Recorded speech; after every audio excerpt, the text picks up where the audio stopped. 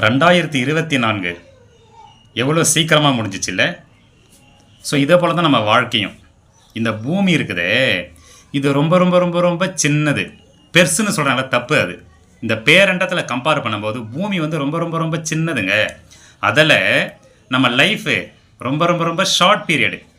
ஆனால் நாம் என்ன பண்ணுறோம், பூமியில் பர்மனெண்ட்டாக வாழ போகிறோம்னு நினச்சிக்கின்னு பெரிய பெரிய இமேஜினேஷன் பண்ணுறோம். அது தப்பு.